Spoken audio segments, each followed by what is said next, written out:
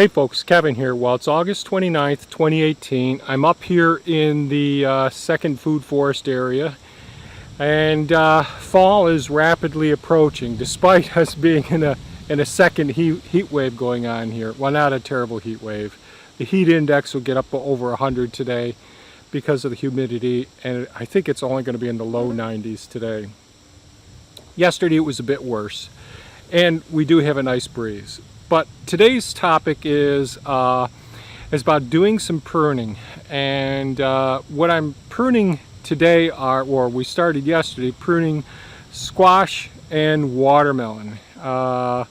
Since it's getting so late in the season, and so many of our winter hardy squash plants take so long for them to get to full size where they're mature enough to harvest, it's time to think about, geez, should we try and prune the squash plant, the flowers and all that just aren't going to have a chance to get to a mature size that can be stored over the winter months. So yesterday Thea went ahead and pruned back and harvested just about all of the sweet Georgia roaster candy roaster squash. It's an heirloom squash that we're growing for the first time here. And today I'm going to go ahead and prune back some of the blue Hubbard squash. I'm not going to harvest any, I don't think, today, unless I make a mistake and cut one a little bit too short. But one of the things I'm going to do is go around, look at each one of the squash plants, find a squash that's looking fairly mature, and I'm going to trace the vine forward to the point where it's the most recent growth on the tip of the plant, and I'm going to prune that back to the most recent squash plant that started. So there's lots of flowers on these buggers, and I thought I'd share with you that. Now, the theory is one, that it can certainly send more energy. The plant can send more energy to the squash plants themselves and help them to get as mature and sweet as possible, and to decrease the distribution of limited resources as the temperature gets lower. We're real happy with what we've gotten this year with these blue Hubbard squash. This is another heirloom, our first time growing this. We're growing it in an area where there isn't any irrigation, not this year anyways, and I did come up and water 4 times during the drought. The plants were really, the leaves were all wrinkled down, and which really made them susceptible to disease. But I'm really impressed with how well these squash plants have done to this point. So I'm going to stop now, have the other GoPro camera showing you what we're doing, and then I'll come back right after that.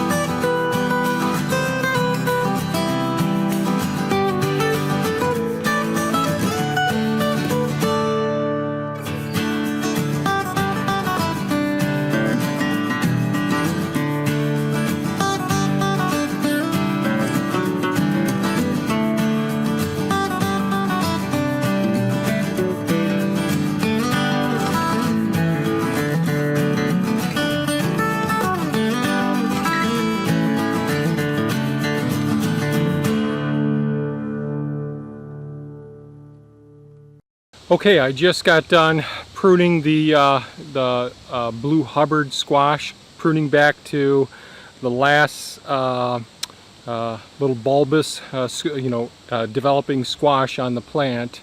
Quite a bit of material I got off the plant. Pepe is pretty full with all the material back there. But let's take a look. Let's see if I can get the GoPro to show. So we got a small blue Hubbard there. There are flowers all along the way in between. We'll see what develops from them. And a lot of these plants, a lot of the squash actually look to be doing quite well. Really nice blue Hubbard there.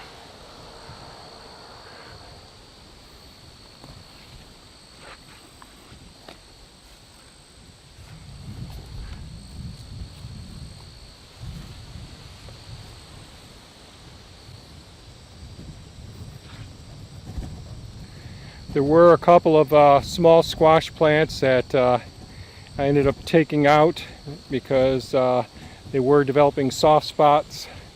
Didn't look like any insects got to them at all. The blue potatoes, which is this mound right here in front of us, it's getting close to the time. A lot of it's dying off now to be harvested, but it's going to have to wait until we get some of these squash out of here. And pretty happy so far.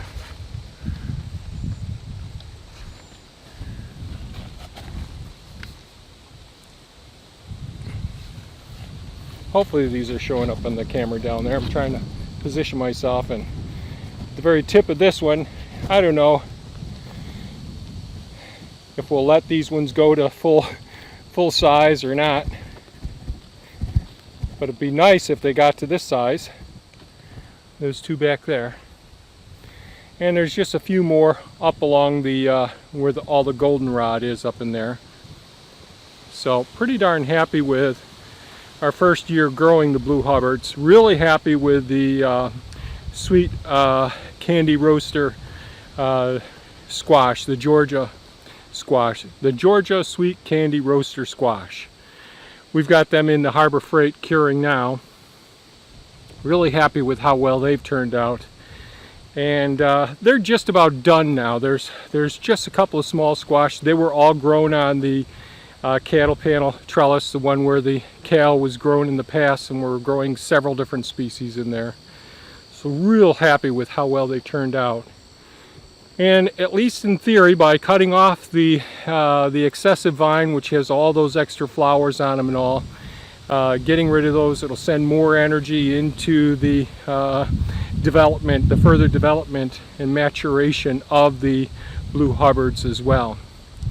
So we'll give you an update when it's time to harvest these, and hopefully we'll score with some blue potatoes. Don't know, this whole area was a drought, and the blue potatoes I only watered one time. The blue Hubbards I watered 4 times. They were looking really bad.